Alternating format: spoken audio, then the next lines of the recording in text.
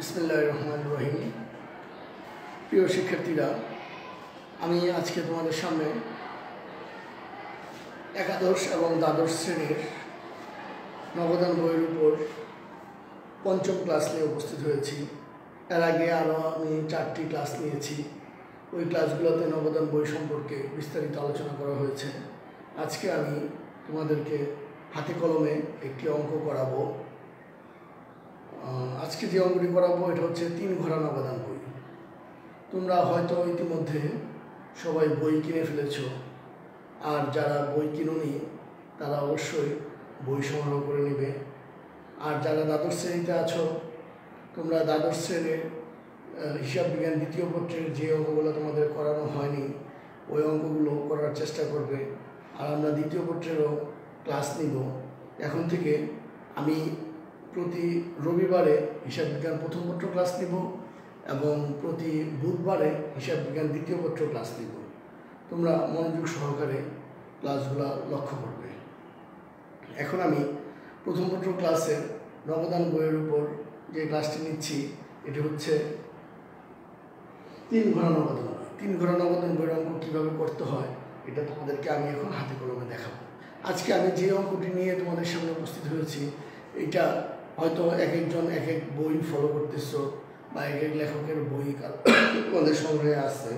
এই ক্ষেত্রে তোমরা যে বই সংগ্রহ করো না কেন, তোমাদের বইয়ের পিছনে বা অধ্যায়ের পিছনে তোমরা বোর্ডের কোশ্চেনগুলো পাবা। আজকে আমি যে অঙ্কটা করাচ্ছি তোমাদেরকে, এই অঙ্কটা রাজশাহী বোর্ডে 2019 সালে এসেছে। রাজশাহী বোর্ডে 2019 সালে এসেছে।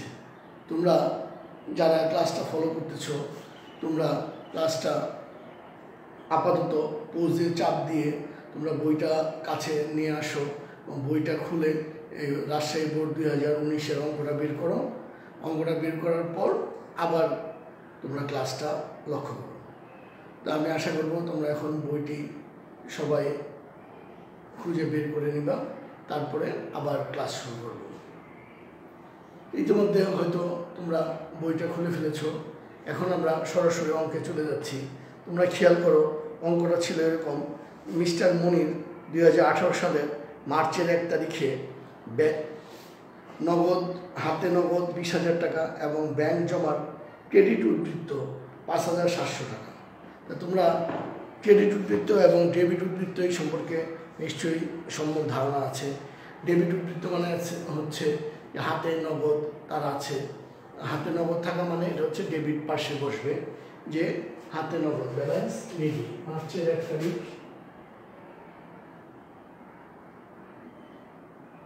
ব্যালেন্স বিডি লিখতে পারি বা বিএফ লিখতে পারি। নগদে আসছে কত টাকা? নগদে আসছে 20,000 টাকা। নগদের ঘরে আমরা 20,000 টাকা লিখি। আর ক্রেডিট পাশে 1 তারিখে এটাও ব্যালেন্স বিডি, ব্যালেন্স বিডি। তো ব্যাংকে যেহেতু জমাতিরিক্ত আছে, ক্রেডিট উদ্বৃত্ত আছে, সেহেতু আমরা ক্রেডিট পাশে লিখবো 5,700 টাকা। তাহলে এই ক্ষেত্রে ডেবিট পাশে লেখা মানে বিডি আর ক্রেডিট পাশে লেখা মানে সিডি, এই ধারণাটা ভুল। তাহলে কি দাঁড়ালো, যে প্রথম দিনের যে ব্যালেন্সটা এটা হচ্ছে বিডি বা বিএফ, ব্রড ফরওয়ার্ড বা ব্রড ডাউন। তাহলে নগদে আসছে 20,000, এই জন্য এটা ডেবিট পাশে বসেছে। আর ব্যাংক জমাতিরিক্ত এই জন্য এটা ক্রেডিট পাশে বসেছে। এখন আমরা আগে থেকেই জানি নগদান বইতে শুধুমাত্র নগদের লেনদেনগুলোই লিপিবদ্ধ হবে এবং ব্যাংকের লেনদেনগুলো, কিন্তু এছাড়া যদি ধারে কোনো লেনদেন থাকে তাহলে ওইটা বা অনগদ লেনদেন নগদান বইতে লিপিবদ্ধ হয় না। এটা আমরা আগে থেকেই জানি। এখন আমরা দেখি মার্চের 2 তারিখে বলছে নগদে বিক্রয় 12,000 টাকা, যার অর্ধেক সঙ্গে সঙ্গে ব্যাংকে জমা দেওয়া হয়েছে। তাহলে বিক্রয় করলে আমাদের টাকা পাওয়া গেছে। আমরা লিখি মার্চের 2 তারিখ বিক্রয় হিসাব। আমরা বিক্রি করে যে টাকাটা পেয়েছি, যে একটা বিক্রি করা হয়েছিল কত? 12,000 টাকা। তা 12,000 টাকার মধ্যে অর্ধেক আমরা ব্যাংকে জমা দিয়ে দিচ্ছি। যেহেতু ওই একই তারিখে ব্যাংকে জমা দিয়ে দিচ্ছি, তাহলে এই ক্ষেত্রে আমরা নগদের ঘরে হবে 6,000 আর ব্যাংকের ঘরে হবে 6,000। ঠিক আছে। আর যদি বলা হতো যে পরের দিন ব্যাংকে জমা দেওয়া হয়েছে, তাহলে এই ক্ষেত্রে 2 তারিখ প্রথম দিন নগদের ঘরে 12,000 হতো, আর পরের দিন কন্ট্রা এন্ট্রি করে ব্যাংকে জমা দিতে হতো। এরপরে 4 তারিখে বলছে যে মিসেস শান্তার পাওনা 6,000 টাকা। তার মানে শান্তা আমাদের কাছে কত টাকা পাইতো? 6,000 টাকা পাইতো। এই 6,000 টাকা 5% বাট্টা বাদে 50% নগদে এবং 50% চেকে পরিশোধ করা হলো। যেহেতু পরিশোধ করা হয়েছে তাহলে এটা আমাদের কোন পাশে চলে যাবে? ক্রেডিট পাশে চলে যাবে। তাহলে আমরা ক্রেডিট পাশে লিখি মার্চের 4 তারিখ। এটা আমরা প্রদেয় হিসাবে লিখতে পারি অথবা শান্তা হিসাবে লিখতে পারি। প্রদেয় হিসাব অথবা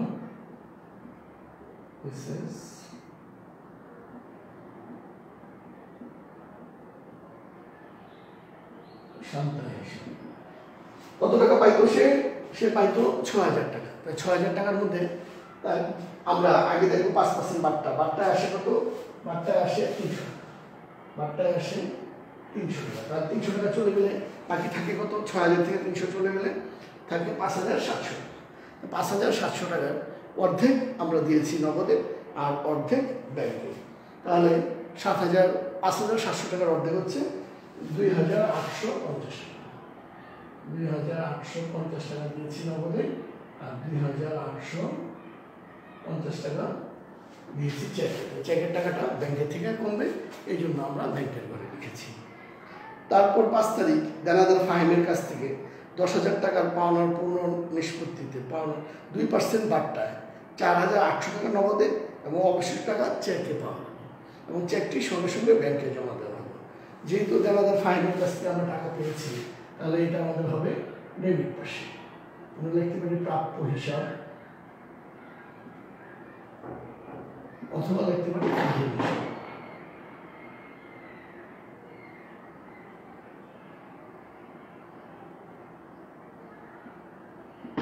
যেটাই লিখে নেব আমাদের হবে। তার কাছে টাকা পাইতাম কত? টাকা পাইতাম 10,000 টাকা। কিন্তু 10,000 টাকার মধ্যে বাট্টা হচ্ছে 2%। 10,000 টাকার বাট্টা 2% কত আসে? বাট্টা 10,000 টাকা 2% আসে 200 টাকা। বাট্টা হচ্ছে 200 টাকা। 200 টাকা বাদ দিলাম। 10,000 থেকে 200 টাকা এর মধ্যে আমরা নগদে পেলাম কত? 4,800 টাকা। নগদে পেলাম 4,800। তাহলে টোটাল টাকা ছিল 10,000। 10,000 এর মধ্যে বাট্টা 200 বাদ দিলে থাকে কত? 9,800। 9,800 এর মধ্যে নগদে পাওয়া গেল 4,800 আর বাকিটা পাওয়া গেল চেকে। চেকটা আমরা ব্যাংকে জমা দিয়েছি, এই জন্য এটা ব্যাংকের ঘরে সরাসরি বসে গেল। আর যদি ব্যাংকে জমা দেওয়া হয়েছে বলা না থাকতো তাহলে এটা পুরো 9,800 আমাদের নগদের ঘরে বসত। তার 15 তারিখে স্বীকৃত বিলের মাধ্যমে ক্রয় 5,000 টাকা। স্বীকৃত বিলের মাধ্যমে যদি ক্রয় করা হয় তাহলে তোমরা খেয়াল করবে যে এখানে নগদান হচ্ছে না, হচ্ছে কি ক্রয় হিসাব ডেবিট, প্রদেয় বিল হিসাব ক্রেডিট। তাহলে এটা নগদান বইতে আসবে না। কেন আসবে না? কারণ এখানে এটা অনগদ লেনদেন, এখানে আমাদের নগদ টাকার কোনো পরিবর্তন ঘটেনি।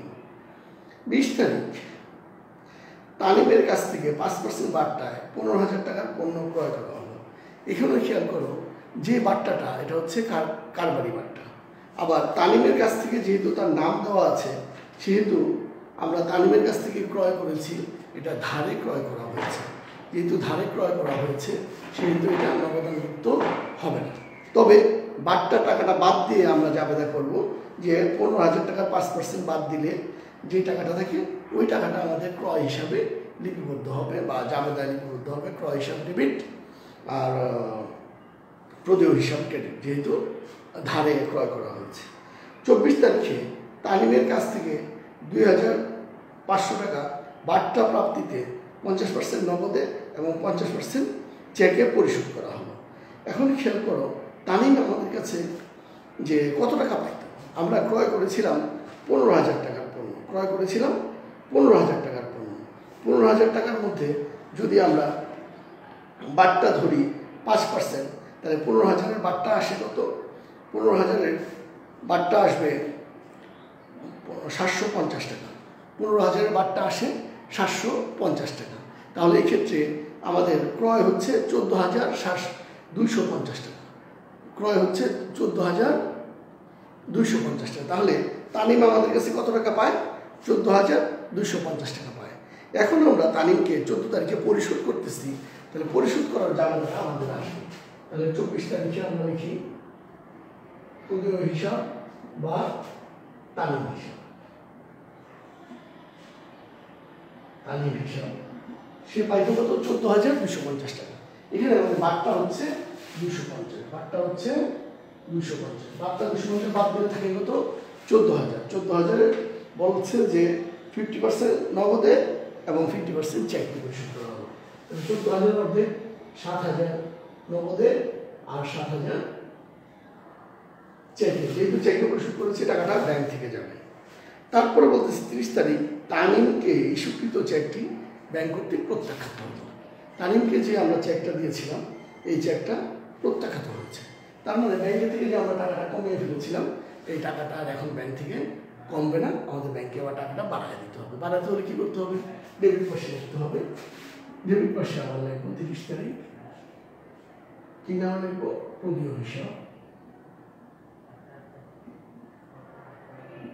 বা তালিম হিসাব।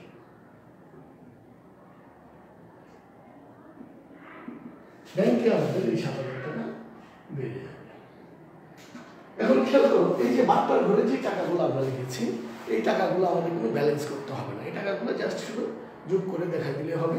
আর নগদের ঘর আর ব্যাংকের ঘর আমাদের আগের মতনই ব্যালেন্স করতে হবে। তাহলে এখন যদি আমরা নগদের ঘরের ক্ষেত্রে আমরা জানবো যে নগদের সবসময় ডেবিট পাস বড় হবে। নগদে যদি আমরা ডেবিট পাস যোগ করি 20,000 আর হচ্ছে 6,000, 26,000 আর 4,800, 30,800। 30,800 আমরা এই পাশে বসাই। 30,800 থেকে আমরা ক্রেডিট পাশে আইটেমগুলো যদি আমরা বাদ দিই তাহলে আমাদের ব্যালেন্স থাকে 20,950। এখন আমরা দেখি যে আমাদের ব্যাংকের ব্যালেন্স কোন মাসে বড় আছে। ব্যাংকের মাসে যদি আমরা লক্ষ্য করি এখানে আছে 6,000, 5,000, 11,000, 7,000, 18,000। ওই পাশে আমাদের কম আছে, তাহলে এখানে 18,000, এখানে আমরা 18,000 বসাই।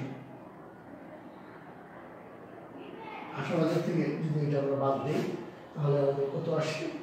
2,450। আর যে বাট্টার যে কলম আছে এই বাট্টার কলমটা আমরা যোগ করে আনা করবো তো 550 আর এই পাশে হচ্ছে শুধু 200। বাট্টার কলম ব্যালেন্স করতে হয়নি। তাহলে এই ক্ষেত্রে আমরা যে ব্যালেন্স যেটা বের হলো এটা হচ্ছে মার্চ মাস যেহেতু 31 তারিখ, 31 মাস ব্যালেন্স সি। ব্যালেন্স সি নগদে এত টাকা আছে, ব্যাংকে এত টাকা আছে। এইটা আমার মার্চের পরে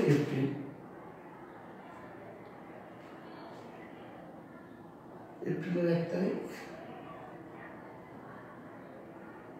ব্যালেন্স দেখি আবার দেখাতে হবে কত টাকা?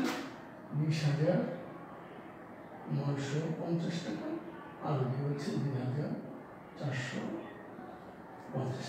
এই হচ্ছে আমাদের 3 ঘর নগদান বই কমপ্লিট। তাহলে এই ক্ষেত্রে 3 ঘর নগদান বই আমরা খেয়াল করেছি যে আমাদের এখানে টাকার ঘর থেকে প্রতি পাশে 3টা নগদের ঘর, একটা ব্যাংকের ঘর, একটা বাট্টার ঘর। এই পাশে 3টা। আর বাট্টার ব্যাপারে আরও আগে আলোচনা করা হয়েছে যে কারবারি বাট্টা আর নগদ বাট্টা। শুধুমাত্র নগদ বাট্টাটাই বাট্টার ঘরে লিপিবদ্ধ হয় বা নগদান বুঝে লিপিবদ্ধ হয়, কিন্তু কারবারি বাট্টা যেটা ওইটা লিপিবদ্ধ হয় না। আর কারবারি বাট্টা কোনটা? কারবারি বাট্টা হচ্ছে পণ্য ক্রয় করার সময় বা বিক্রয় করার সময় তালিকা মূল্য থেকে যে ছাড়টা দেওয়া হয় বা পাওয়া যায় ওটা হচ্ছে কারবারি বাট্টা। ওইটা হিসাবভুক্ত হবে না। তবে কারবারি বাট্টা যে মূল্যটা থাকে, যে বাট্টার পরিমাণটা থাকে, ওই টাকাটা বাদ দিয়ে পণ্যের মূল্য হিসাবভুক্ত করতে হবে। আর নগদ বাট্টা হচ্ছে যে আগে থেকে আমাদের যে পাওনা ছিল ওই পাওনা নিষ্পত্তি করার জন্য যে বাট্টাটা পাওয়া যাবে বা দেওয়া হয় ওটা হচ্ছে নগদ বাট্টা। এই টাকাটা নগদে দেওয়া হোক আর চেকে দেওয়া হোক ওটা নগদ। যেমন তোমরা খেয়াল করেছো তামিমের কাছ থেকে যখন আমরা ক্রয় করেছিলাম তখন আমাদের বাট্টা ছিল 750, কিন্তু ওই বাট্টাটা আমাদের কোথাও লিপিবদ্ধ হবে না, কিন্তু লিপিবদ্ধ হয়ে পণ্য ক্রয় করা হয়েছে 14,250। তখন আমরা টাকা পরিশোধ করেছি, আবার যখন পরিশোধ করেছি তখন আবার 250 টাকা আমরা বাট্টা পেয়েছি। এই 250 টাকা বাট্টা কিন্তু আমরা লিপিবদ্ধ করেছি, কারণ এটা হচ্ছে নগদ বাট্টা। আর কারবারি বাট্টা 750 ওটা কিন্তু লিপিবদ্ধ হয়নি।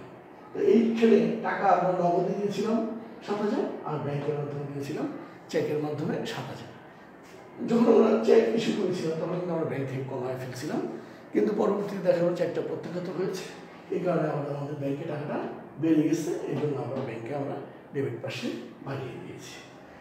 তাহলে শিক্ষার্থীরা তোমরা মনোযোগ সহকারে ক্লাসগুলো করার চেষ্টা করবে। আগামী ক্লাসে আমি খুচরা নগদান বই নিয়ে তোমাদের সাথে আলোচনা করব। এই পর্যন্ত তোমরা সবাই ভালো থাকো, সুস্থ থাকো। আল্লাহ হাফেজ।